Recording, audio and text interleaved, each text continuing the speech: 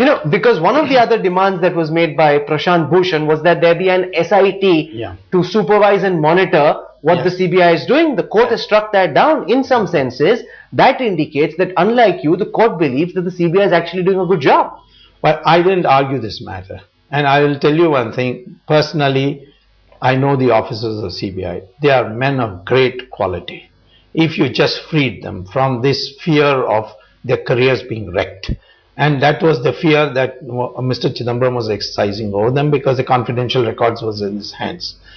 I have no complaints with the CBI. I myself want the CBI to assist me. Here is the CBI coming to the Supreme Court and saying Chidambaram is honest, and I'm saying please ask the CBI to assist me in this thing. I have absolutely no complaint about the CBI. This is not something that I argued. Prashant Bhushan argued, and partially his prayer has been met, because the CBC has been asked to monitor the CBI. Because first we saw that there was an order which said that the sanction for prosecution must come within 3 or 4 months. Today, 122 licenses have been cancelled. We use some cricketing analogies to take that further. You're now on a hat-trick. And Saturday is when we'll know whether you'll strike a hat-trick or not. Yes, I expect one of the two things to happen on Saturday. Either the court summons Chidambaram, or the court then asks a CBI to investigate my charges and file a report before he gives the final order. Either of them, Chidambaram will have to resign. And in either of those cases, do you think that the Home Minister then is left with no choice, but he has to step down? Absolutely. Because the opposition will make his life miserable.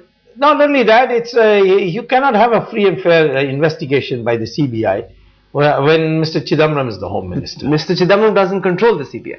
He doesn't have to, but he doesn't have to. The IPS is from the cadre of the Home Ministry, and the confidential records of promotion and transfers are decided. So let me get the paraphrasing right. You're hoping that on Saturday, one of the two options that you mentioned come true. Chidambaram steps down.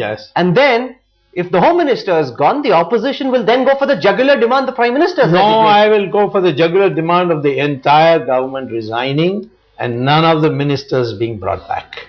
And better still, let there be an election.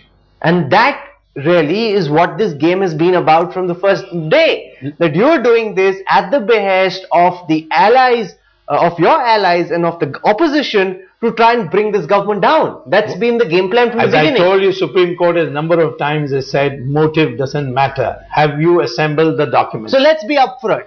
You know, why don't you admit that your motive was all this while to bring this government down? No, my motive is not only that. I am a politician, and I certainly know that this is a politically bad government for India. So the Prime Minister is unable to function. He's a good man, but he is unable to function. And you're hoping possibly that you could be made the next telecom minister as a consequence of all your efforts by the NDA if they were to come to power? I have already been a very senior minister.